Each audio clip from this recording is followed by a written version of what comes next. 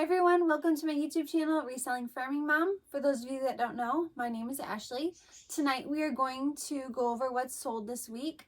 Keep in mind, it was between Christmas and New Year's, so it was a slow week for me. I think we only had 4 items sell, but we have a lot going out tonight. So this weekend was, New Year's Day was a big sale day for us. And I've got a really awesome story about one of these. I proved my husband wrong, so make sure you stay tuned for that. And also, we're going to go over the final numbers for the month of December for our Christmas for Kids fundraiser. So make sure you stay tuned to the end. You don't want to miss this.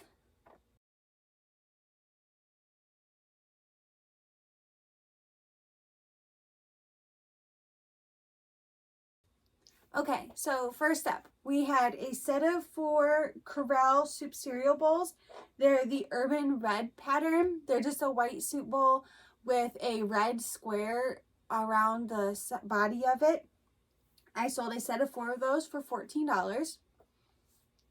Then we had a set of 4 Johnson Bros Ironstone teacups with saucers. They were a white swirl pattern made in England. The set of 4 sold for $12. Which is kind of low, but I bought the set for the plates and bowls that I got, so the cups and saucers were kind of a bonus, so I was okay with that sale. And then next, 2 items that we had sell this week were impressive.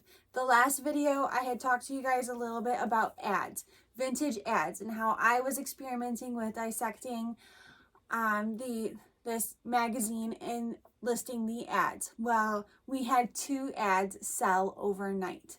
Let me tell you about them. The first up was a Woolrich ad. It also had a smaller ad for American Red Ball. I'm not sure what American Red Ball is, but the Woolrich ad was like a clothing ad and it had a picture of Santa's face in it. It's a very small ad. It was all black and white. Sold overnight for $5.95. And the other ad that we had sell was a Jones Dairy Farm print ad.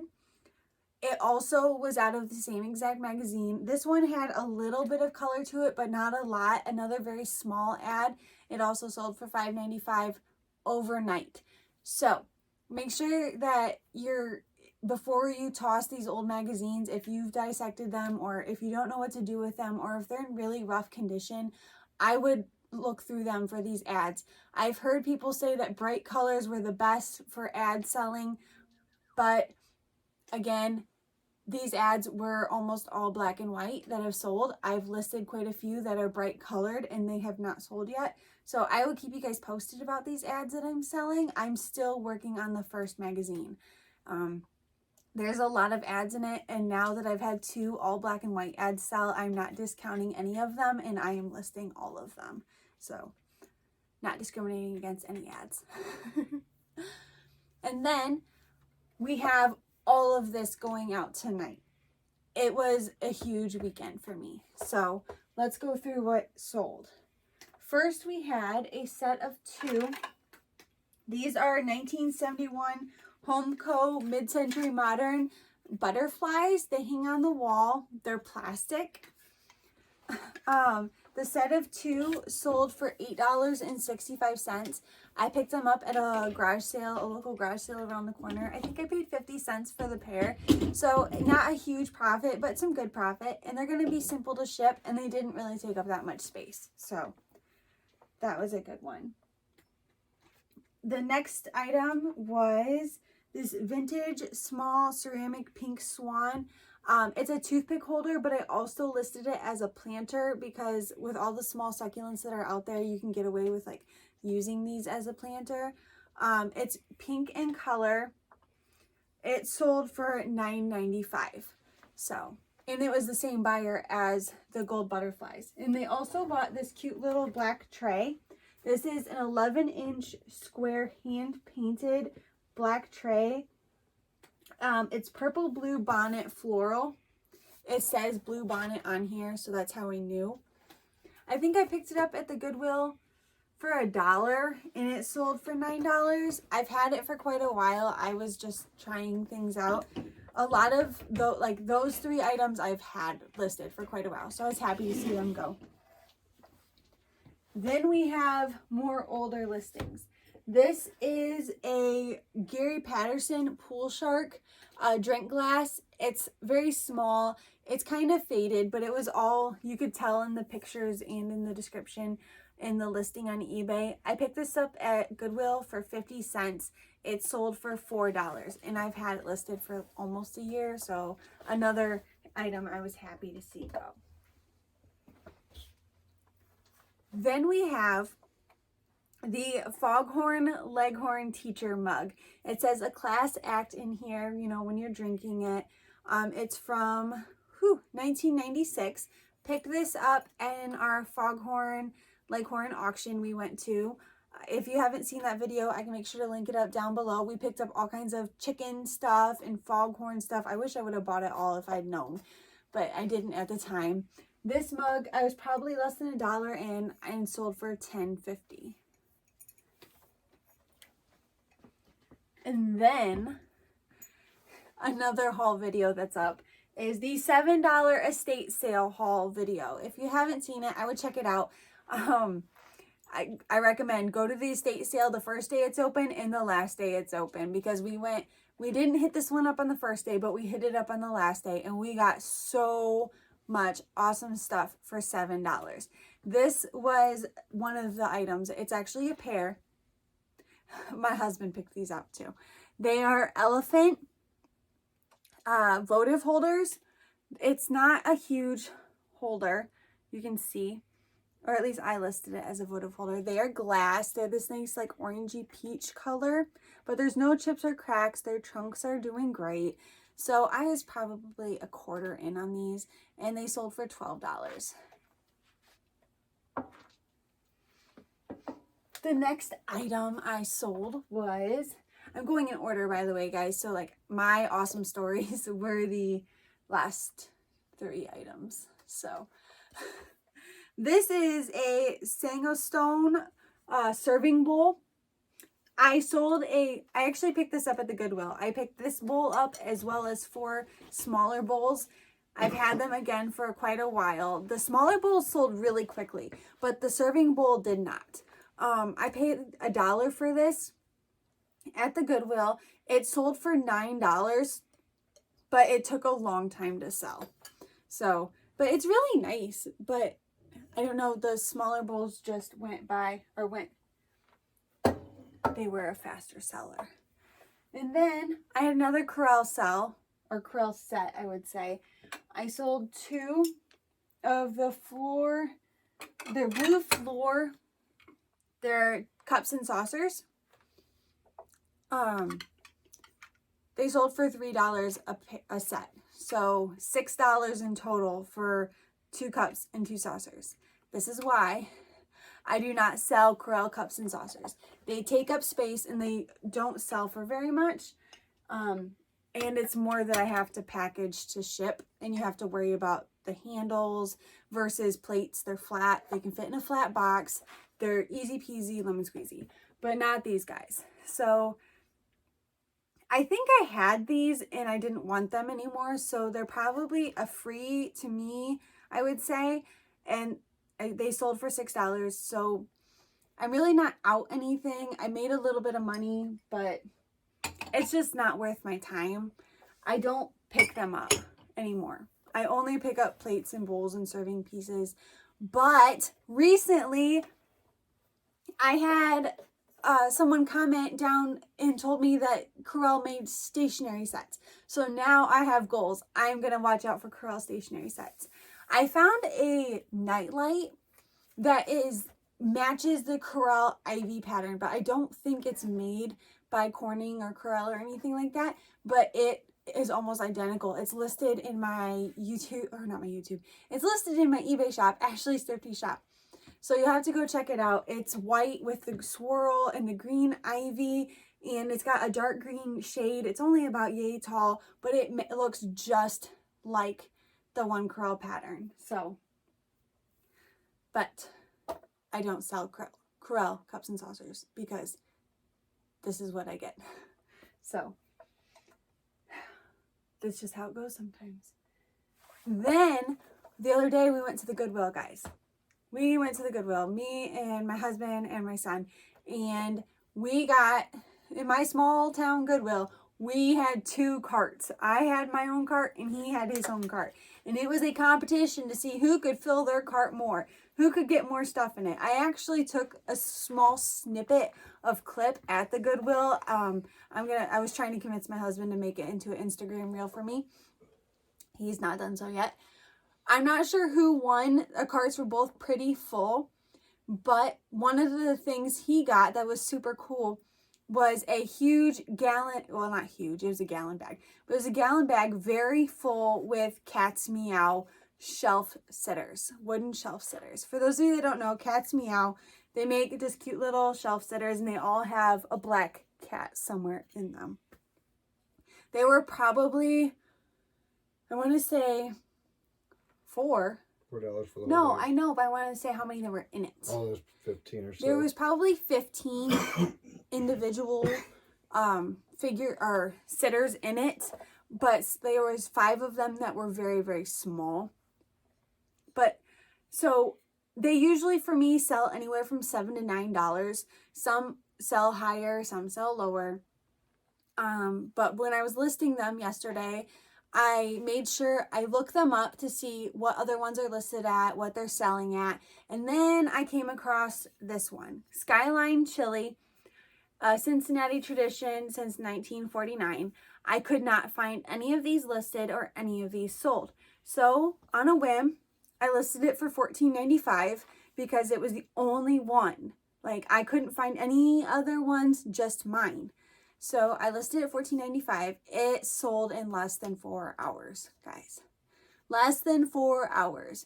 So with that, I'm super pumped because I sold this Cat's Meow for $14.95. I bought the whole bag for $4. So I've already made all my money back and then some profit.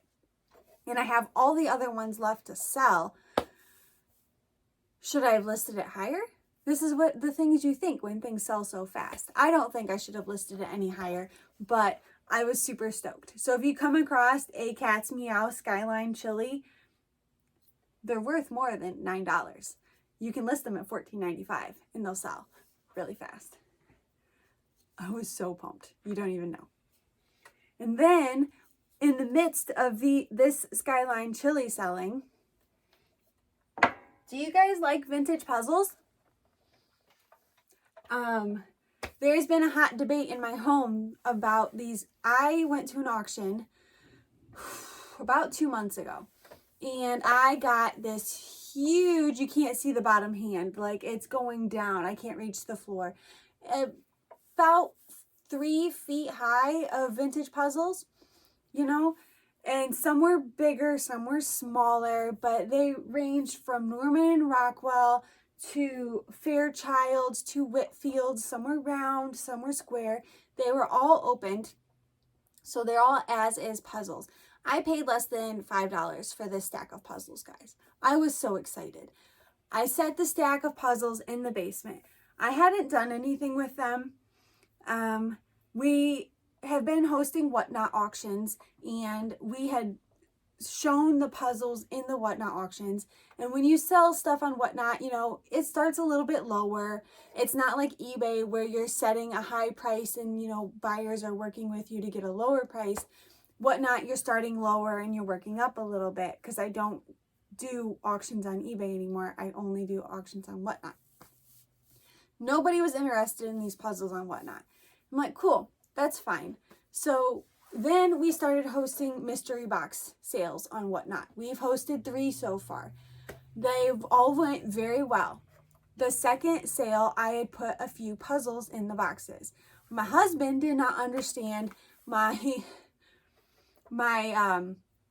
values I was getting on some of the boxes, because he, to quote him, told me these puzzles were junk. The puzzles are junk. That's all he kept telling me. It got old fast. We differ in opinion on what we think is cool and what we don't think is cool. And I keep trying to tell him, these puzzles have value, honey. I'm going to throw some puzzles in the boxes. They have value. I said, look them up. And he goes, but have you made any money on those puzzles? Have you done anything with those puzzles? And I said, look, honey, I love you, but I don't want to fight anymore about this. I just want you to stop calling things I've bought junk. I was over it, guys. I was so over it. So one day over the weekend, I think it was that night. Saturday night? That very night. It was that very night. I sat down at this very desk because this is where I list. It has all the things I like around it. So I sat down and I listed all the puzzles I had left. I think there's 6, 7 of them. Not a lot. I've been tossing them in mystery boxes. I kept a couple for myself. And guess what, guys? Guess what? I had 2 puzzles sell overnight. Boom. Mic drop. He can't say another word about them vintage puzzles because I was right and he was wrong and he is pouting in the corner right now. True story, bro. So, overnight, I had two Fairchild vintage puzzles. They're both 1,000 piece puzzles. Yes. One is the Cable Car San Francisco out of the Regent House series, and the other one is the Canal Bridge out of the Royal Fairco series.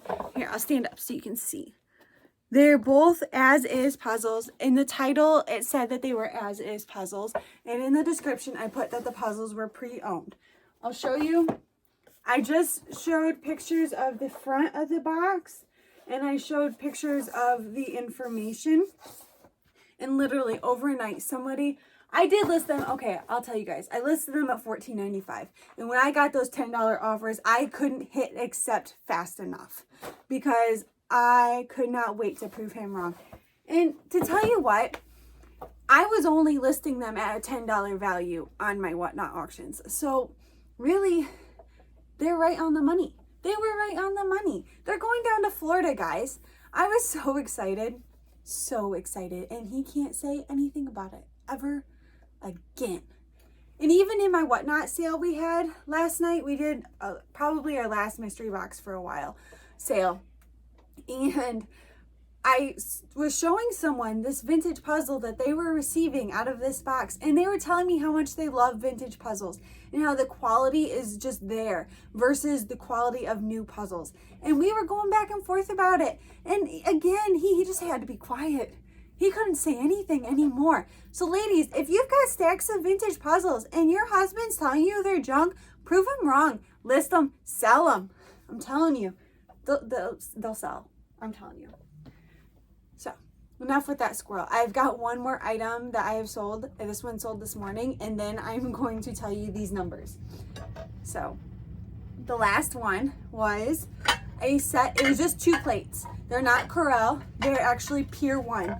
The blue, they're Pier 1 Melinda. They're this blue and off-white with the fruit. One is a dinner plate, one is a salad plate. They were listed together. Normally I wouldn't pick up onesies, but these were just gorgeous. They're in excellent condition. They're Pier 1. They're made in Italy. You guys got to think, anything Pier 1 is essentially discontinued or retired. So keep that in mind when you're out sourcing. Pier 1 is a good thing to pick up.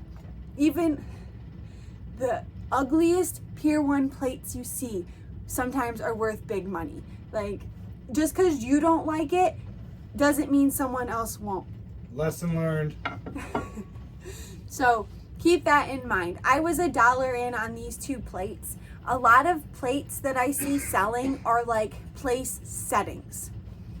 I've not had any. This is the first actual like place setting I've sold. I wouldn't list it as a place setting, but it essentially is. It's missing maybe a bowl. But $1 in, it's sold for $10.50. So the money's there. And that's actually pretty good for just 2 plates. Because sometimes a set of 4 small plates will sell for, around $10. So you got to think, I just made $10 on 2 plates instead of 4 plates. So, but Pier 1, make sure you keep your eyes open for it. Look it up, check it out. The only issue with the Pier 1 is it's harder to ship than the Corel plates are.